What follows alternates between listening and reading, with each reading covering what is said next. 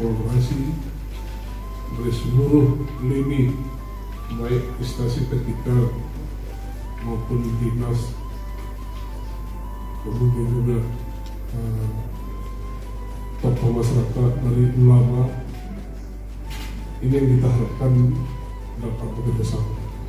Dengan mengucapkan Bismillahirrahmanirrahim, pembukaan rapat koordinasi pendataan awal registrasi sosial ekonomi 2022 Kabupaten Aceh Tengah dengan resmi kami nyatakan dibuka.